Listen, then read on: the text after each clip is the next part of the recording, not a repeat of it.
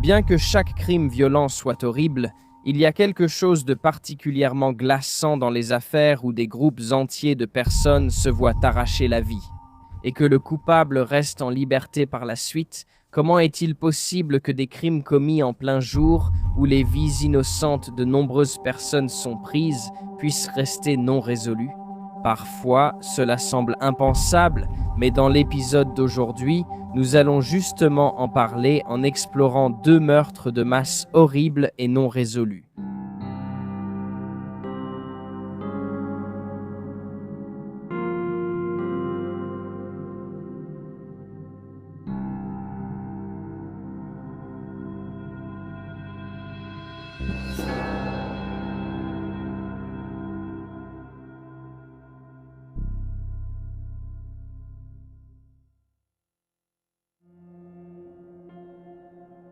Les meurtres du salon de Florence, le matin du mardi 6 novembre 2001, auraient dû être comme n'importe quel autre jour, pour les clients et le personnel d'un salon de coiffure et d'onglerie appelé la Galerie de Cheveux, situé près de la route 93 dans la ville de Florence, dans le Montana. À 11 heures, une cliente de la Galerie de Cheveux est arrivée au salon pour son rendez-vous. Alors qu'elle se garait sur une place du parking, elle a remarqué quelqu'un qui sortait par la porte d'entrée. Cela lui a paru étrange, car le salon utilisait toujours la porte arrière comme entrée principale. La cliente a continué à observer la personne qui quittait l'établissement. Il semblait s'agir d'un homme et il était étrangement vêtu, portant un long manteau noir de style duster et un chapeau à large bord qui était soit un haut de forme, soit un fedora. Après le départ rapide de la personne, la cliente est sortie de sa voiture et s'est rendue à l'entrée principale à l'arrière du salon. Là, elle a été accueillie par la vision de Dorothy Harris, 62 ans, la propriétaire du salon, gisant morte dans une mare de son propre sang juste à l'intérieur de l'entrée. Terrifiée, la cliente est allée vers le téléphone à l'intérieur et a appelé les autorités. Lorsque la police est arrivée sur les lieux, elle a découvert 2 autres corps dans le placard de service à l'arrière du salon. Les victimes étaient Brenda Patch, 44 ans, la technicienne en onglerie du salon de coiffure, et Cynthia Paulus, 71 ans, une cliente qui était arrivée tôt ce matin-là pour son rendez-vous. Chaque femme avait la gorge tranchée. L'attaque a immédiatement paru étrange aux enquêteurs qui peinaient à trouver un mobile pour ce crime. Aucune femme n'avait subi d'agression sexuelle ni de vol d'argent sur place. Chaque mardi matin, Dorothy, une grand-mère passionnée de travaux manuels, allait à la banque de Stevensville déposer l'argent du salon. Elle avait déposé l'argent liquide 30 minutes avant la découverte de son corps, laissant une fenêtre d'opportunité très étroite pour le meurtrier, car le trajet de retour depuis Stevensville aurait pris environ 15 à 20 minutes. Cela a amené les forces de l'ordre à théoriser que Brenda avait ouvert le salon pour laisser entrer Cynthia et qu'elles avaient été tuées en premier. Les enquêteurs ont noté que le placard de rangement était en désordre, comme si une lutte avait eu lieu. Et il a été déterminé que les 2 femmes avaient probablement été forcées de s'agenouiller avant d'être tuées. Un officier a comparé l'état du placard à une scène de bataille. Il pensait également que l'auteur avait attendu le retour de Dorothée avant de lui ôter la vie. Il a été déclaré que les 3 femmes avaient subi d'autres blessures, en plus des coupures à la gorge. Mais les autorités ont refusé de préciser la nature de ces blessures. Hormis préciser qu'elles n'étaient pas sexuelles, peu de preuves ont été trouvées et les enquêteurs ont refusé de donner des détails. En examinant la vie personnelle des 3 femmes, la police n'a trouvé aucune raison qui aurait pu conduire à leur mort. Ils n'ont même pas pu déterminer qui, si quelqu'un, était spécifiquement visé, bien qu'il y ait eu des spéculations selon lesquelles Dorothy était la cible principale. Certains pensent qu'elle aurait seulement croisé la scène par hasard et été tuée parce que le coupable attendait son retour.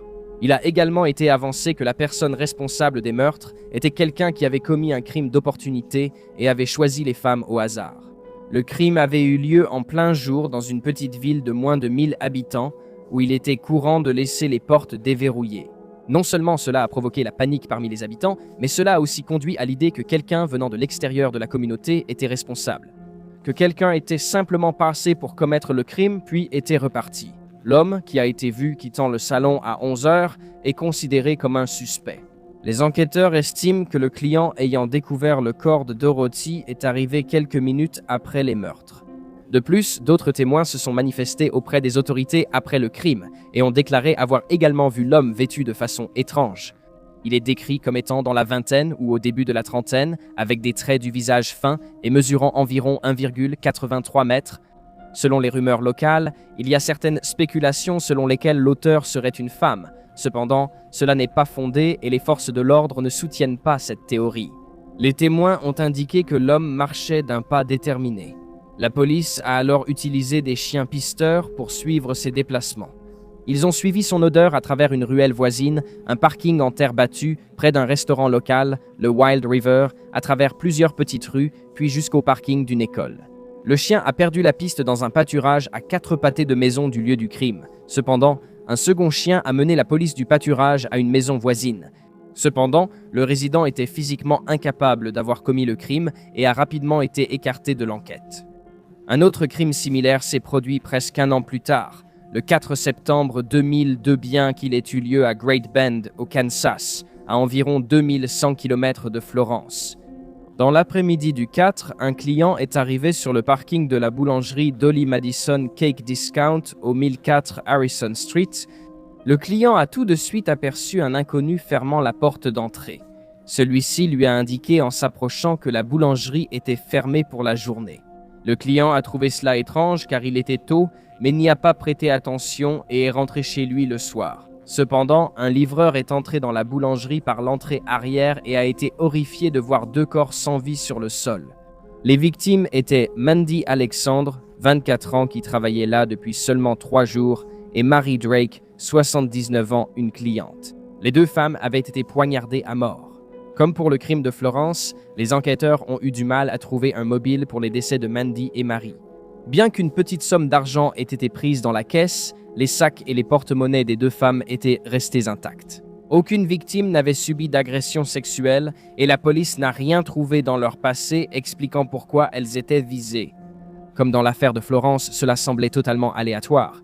Le client, qui avait vu l'homme fermé plus tôt dans la journée, a aidé les enquêteurs à établir un portrait robot, qui a été diffusé dans toute la ville.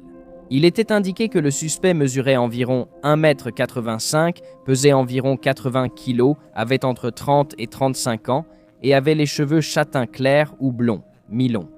Un employé d'un motel voisin a reconnu la description et a informé la police au sujet d'un homme de passage qui s'était enregistré le 4 et était reparti le lendemain. L'homme s'était rasé la tête avant de partir. Pourtant, ni l'homme de passage ni le suspect de la boulangerie n'ont jamais été identifiés. Au fil des années, les forces de l'ordre ont déclaré croire que les 2 affaires étaient liées, mais ont une fois de plus refusé de donner plus de détails. En 2005, les autorités ont révélé qu'elles avaient identifié un suspect dans l'affaire de Florence. Brian Weber, au moment du crime, vivait à Nampa, dans l'Idaho, à environ 600 km de là, un petit trafiquant de drogue qui vendait de la méthamphétamine. Weber était lui-même toxicomane, ce qui l'avait rendu de plus en plus violent. Il a fini par se livrer à de petits délits pour financer ses habitudes. Weber a été interrogé peu de temps après les meurtres de Florence et son ADN a été prélevé. Lors de l'entretien, on lui a demandé pourquoi son ADN serait sur les lieux. Il a répondu ne pas être allé au salon depuis qu'il est devenu la galerie Hay. Le bâtiment avait auparavant servi de bureau de poste et c'était la dernière fois qu'il y avait mis les pieds. Plus tard, Weber a reconnu être sous l'effet de stupéfiants lors de l'interrogatoire et ignorait ce qu'on lui avait demandé ou ce qu'il avait répondu. En 2003, il a été arrêté pour agression après une transaction de méthamphétamine ratée. En 2004, il a été inculpé pour un grand nombre d'infractions liées à la drogue et condamné à 24 ans de prison. Au fil des années, Weber a maintenu son innocence concernant les meurtres de Florence, bien que la police ait déclaré qu'il avait fait des déclarations incriminantes à 2 détenus différents. Un informateur de la police, équipé d'un micro, a tenté d'obtenir des aveux de Weber, mais a échoué car il a été informé de la présence de l'informateur. Pendant cette période, ses avocats ont réussi à réduire sa peine à 10 ans. Un autre suspect était Lincoln Benavides, consommateur de drogue de longue date originaire de l'Idaho. Adolescent, Benavides vivait dans la rue avec sa sœur et il a commencé à avoir des ennuis avec les forces de l'ordre. Dès l'âge de 13 ans, comme Weber, Benavides a commencé à vendre de la drogue et est vite devenu criminel professionnel. En 2008, les autorités ont affirmé que les 2 hommes se connaissaient et qu'ils étaient responsables ensemble de plusieurs agressions et infractions liées à la drogue. Les 2 ont ensuite été inculpés pour les 3 meurtres. l'acte d'accusation alléguant qu'ils avaient été commis lors du recouvrement d'une dette de drogue. Benavidez était le chef d'un réseau de distribution de drogue qui opérait dans tout l'Idaho et le Montana entre 1999 et 2001. Il affirmait également que Weber travaillait comme homme de main violent pour l'organisation, selon une partie de l'acte d'accusation, je cite, « À l'occasion, Weber menaçait d'autres dealers ou les frappait afin de faciliter la collecte d'argent pour l'organisation. À l'occasion, Brian Weber et Lincoln Benavidez menaçaient ou frappaient quelqu'un ensemble. Peu de preuves ont été révélées à l'époque. Les autorités ont indiqué que de nombreux détails seraient révélés lors du procès. Il a été souligné que Benavidez avait peu à voir avec les meurtres lui-même, mais qu'il avait, je cite, conseillé, commandé, incité ou provoqué les assassinats des victimes. L'acte d'accusation indique aussi que les deux hommes ont quitté l'État peu après les meurtres. Benavidez a même quitté les États-Unis, ne revenant au Texas que quelques mois plus tard. Cependant, avant le début du procès, Benavidez a accepté un accord de plaidoyer. Les accusations de meurtre contre lui ont été abandonnées et il a été condamné à 25 ans de prison pour des infractions liées à la drogue. L'innocence de Weber a mis plus de temps à être reconnue, mais en 2010, les charges ont été abandonnées après qu'il a été prouvé qu'il n'était pas dans le Montana lors des meurtres. Cet alibi, ainsi que le fait que le seul témoin fiable de l'accusation, la plupart étant des détenus et des criminels, soit décédé en 2008, ont conduit à l'effondrement de l'affaire. En 2018, Weber a été condamné à 15 ans de prison pour des infractions liées à la drogue, suivies de 10 ans de liberté surveillée. L'inculpation de Weber et Benavidez a été fortement critiquée au fil des années. Il semble que les procureurs aient monté un dossier incroyablement fragile. Et beaucoup soupçonnent que les forces de l'ordre local ont tenté de forcer les deux hommes à avouer à tort sous la pression de résoudre l'affaire. Il n'y a eu aucune autre arrestation ni inculpation depuis que Weber et Benavidez ont été innocentés, et il n'y a eu aucun progrès connu dans l'affaire ces derniers temps. Les meurtres du Salon de Florence restent non résolus. Si vous avez des informations concernant cette affaire, vous pouvez contacter le bureau du shérif du comté de Ravelli au 406 375 4025. La fusillade d'Annecy. À 15h45 le 5 septembre 2012, 25 coups de feu ont été tirés sur une aire de repos près de Chevaline, en France, près de l'extrémité sud du lac d'Annecy. Un ancien pilote de la RAF britannique nommé Brett Martin est tombé sur une scène macabre alors qu'il faisait du vélo de l'autre côté de la rivière. Il n'a pas entendu les coups de feu à cause du bruit de l'eau et est simplement tombé sur les corps. Alors qu'il suivait son itinéraire habituel, il a d'abord aperçu Zainab Alili, âgée de 7 ans, qui était miraculeusement encore en vie. On a découvert plus tard qu'elle avait été blessée par balle à l'épaule avant d'être frappée à la tête avec une arme à feu. La jeune fille a titubé jusqu'à la route et s'est effondrée devant la BMW de ses parents. Le véhicule était verrouillé, moteur allumé, avec des impacts de balles sur les vitres. À l'intérieur, il y avait 3 adultes décédés. Saad Al-Hili, âgé de 50 ans, sa femme Iqbal, âgée de 47 ans, et sa mère Souhaïla Al-Alaf, âgée de 74 ans. Saad et Iqbal étaient des ressortissants britanniques nés en Irak, tandis que Souhaïla possédait un passeport suédois. La BMW avait été brusquement reculée dans l'aire de repos, laissant des traces visibles sur la route, et elle était toujours en marche arrière. Lorsque Brett est arrivé sur les lieux, les roues arrière de la voiture tournaient dans le sable meuble. Chaque victime avait reçu 2 balles dans la tête. Il y avait un autre corps allongé sur la route, Sylvain Moyer, un Français de 45 ans qui faisait du vélo lorsqu'il s'est retrouvé dans la ligne de mire. Il avait été touché par 7 balles. La plus jeune fille des Al-Heli, qui n'avait que 4 ans, a été découverte par les enquêteurs médico-légaux sous les jambes de sa mère décédée. Elle était restée 8 heures dans le plancher arrière sans subir de dommages physiques. Il a rapidement été déterminé, après analyse des douilles et des fragments de plaques de crosse, que le crime avait été commis. En utilisant un pistolet semi-automatique Luger P06, il tirait des munitions Parabellum de 7,65 I 21 mm avec un chargeur de 8 cartouches et est généralement considéré comme un objet de collection. Autrefois, il était exporté vers les États-Unis et adopté par l'armée suisse. Pendant un certain temps, il est décrit comme une arme qui n'est pas très puissante, mais qui est extrêmement précise et fiable. L'enquête sur la fusillade, qui a fait 4 morts et un enfant blessé, a été menée par le service d'enquête criminelle et le service de sciences médico-légales de la Gendarmerie nationale française, MARI. Cependant, en septembre 2012, une task force conjointe entre les Britanniques et les Français a été mise en place dans le but de faire avancer l'affaire. très peu de preuves utiles ont été découvertes sur les lieux, qui sont eux-mêmes décrits comme un endroit de pique-nique. Les indices que les forces de l'ordre ont pu trouver sur les lieux ont mené à des théories contradictoires. D'une part, les meurtres exécutés avec précision et la tentative insensible de tuer un enfant donnaient une impression de froideur et de professionnalisme. D'autre part, l'auteur avait laissé derrière lui 21 douilles et avait utilisé une arme très particulière et peu courante. Comme dans l'affaire de Florence évoquée plus tôt, les enquêteurs de la fusillade d'Annecy ont longtemps peiné à identifier un mobile évident. On a supposé que Saad, 50 ans, était la cible principale, sa famille des victimes collatérales, et Sylvan au mauvais endroit au mauvais moment. Saad et Iqbal vivaient au Royaume-Uni depuis plus de 20 ans, Saad travaillant comme ingénieur et Iqbal comme dentiste.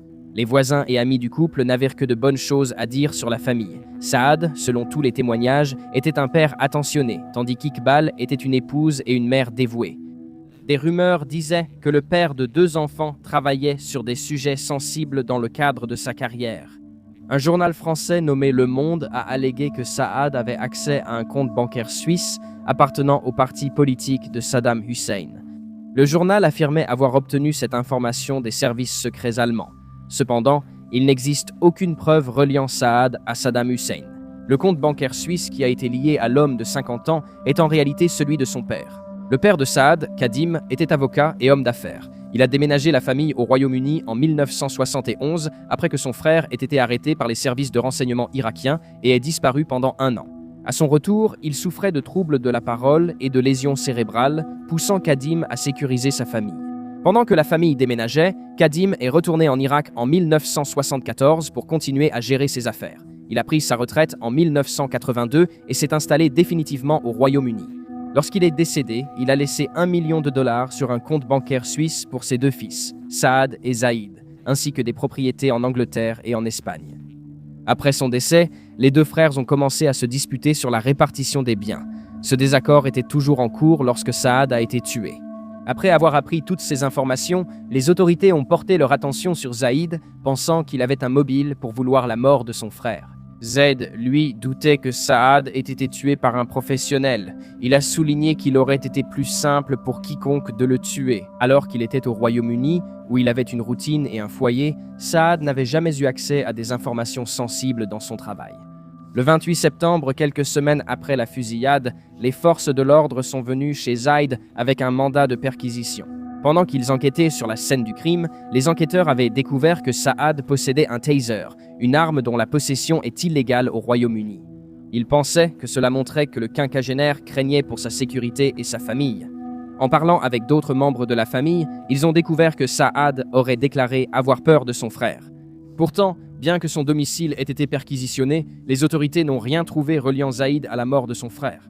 Malgré ce manque de preuves, les forces de l'ordre ont continué à considérer Zaïd comme suspect, l'interrogeant à plusieurs reprises au cours des 7 ou 8 mois suivants. Certains entretiens auxquels il a assisté ont duré jusqu'à 8 heures, et en juin 2013, il a été convoqué comme témoin en France. Zaïd a refusé de s'y rendre. Plus tard, ce mois-là, il a été arrêté pour complot en vue de commettre un meurtre, les enquêteurs soupçonnant qu'il avait tué son frère afin d'être le seul bénéficiaire de la succession de leur père. Cependant, l'affaire s'est rapidement effondrée, car il n'y avait toujours aucune preuve reliant Zaid au crime. Zaid a continué de clamer son innocence et a suggéré que Sylvain était la véritable cible de l'attaque. Sylvain était un père divorcé de 3 enfants qui travaillait comme soudeur dans une usine fabriquant des composants pour des réacteurs nucléaires. Le choix de carrière de cet homme de 45 ans a mené à de folles spéculations selon lesquelles lui et Saad se connaissaient et qu'ils étaient de mèche. Cependant, il n'existe aucune preuve pour étayer ces suggestions. Les autorités n'ont trouvé aucun élément indiquant que Sylvain était la cible principale.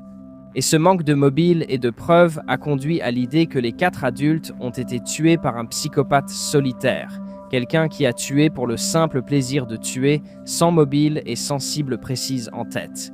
Cela est appuyé par le fait que ni Sylvain ni la famille Halili n'avaient prévu d'être sur cette route au moment des fusillades. Sylvain faisait une balade à vélo en empruntant un itinéraire suggéré par le père de sa petite amie, mais il s'est perdu et a fait demi-tour en chemin. De même, la famille Halili n'avait décidé que ce matin-là d'aller se promener et un habitant leur avait indiqué le chemin, mais ils se sont perdus en route. En suivant la théorie du psychopathe isolé, Les forces de l'ordre ont croisé les dossiers militaires avec les visites psychiatriques, mais n'ont rien trouvé d'utile. En avril 2014, en passant en revue la liste de toutes les personnes que connaissait la petite amie de Sylvane, ils sont tombés sur un homme nommé Patrice Menegaldo. Les enquêteurs l'ont convoqué pour un entretien d'1 heure, espérant qu'il connaissait des informations sur Sylvane qu'ils ignoraient. Patrice était un ancien parachutiste de 50 ans dans la Légion étrangère française, mais il ne semblait avoir aucune information utile concernant le cycliste. 2 mois après son entretien, il s'est suicidé. Dans la lettre qu'il a laissée, il disait en partie qu'il ne supportait pas d'être suspecté dans une affaire de meurtre. Cela a paru étrange aux enquêteurs, car il ne l'avait jamais désigné comme suspect, ni même comme personne d'intérêt. Il ne l'avait pas considéré ainsi et n'avait aucune raison de penser à son implication. Son suicide soudain, cependant, a conduit à certaines spéculations selon lesquelles il était le psychopathe solitaire. Après tout, il avait un passé militaire et souffrait de troubles mentaux. Pourtant, beaucoup trouvent étrange qu'il ait attendu 2 mois avant de se suicider s'il était vraiment l'auteur des faits et avait peur d'être attrapé. On ignore quelles autres informations contenait sa dernière lettre puisqu'elle n'a jamais été rendue publique. Il n'y a de toute évidence aucune preuve liant Patrice au meurtre. 1 mois plus tard, en juillet 2014, il a été révélé que l'épouse de Saad, Iqbal, avait brièvement épousé un policier américain en 1999. Le couple s'était rapidement séparé et seules quelques personnes étaient au courant de leur mariage. 7 heures après la mort de Sylvain et de la famille Halili, l'ancien policier James Thompson a dit à un ami qu'il ne se sentait pas bien. Il est mort d'une crise cardiaque massive en rentrant chez lui. Bien qu'il n'y ait rien de suspect dans la mort de James, il était en mauvaise santé et malade. Le moment étrange de sa mort a même poussé les enquêteurs en France à s'interroger. La dernière théorie concernant les fusillades d'Annecy est qu'un violeur et meurtrier d'enfants nommé Nordal Leland était impliqué. En 2022, Leland a été condamné pour le meurtre en 2017 d'une fillette de 8 ans, les agressions sexuelles de 2 jeunes filles et le meurtre d'un jeune homme qui faisait de l'autostop. Cependant, aucun lien concret n'a été établi entre Lalandis, un ancien soldat, et les meurtres de masse. De plus, il semble presque étrange, compte tenu de son passé, qu'il ait laissé les 2 enfants en vie. En 2021, une reconstitution des derniers déplacements connus de la famille a été réalisée. En janvier de cette année, un motard qui avait été interrogé en 2015 a de nouveau été convoqué pour être interrogé. Cet homme, dont le nom n'a pas été rendu public, vit à Léon et est âgé d'une 50aine d'années. Cependant, peu de temps après avoir été emmené, il a été relâché et les autorités ont annoncé qu'il avait été écarté de l'enquête. L'affaire reste non résolue. Et voilà, ce sont les faits. Veuillez laisser un commentaire ci-dessous avec vos propres théories et spéculations et n'oubliez pas d'aimer cette vidéo et de vous abonner pour soutenir la chaîne. Merci d'avoir regardé. Restez vigilants, restez en sécurité et on se retrouve la prochaine fois.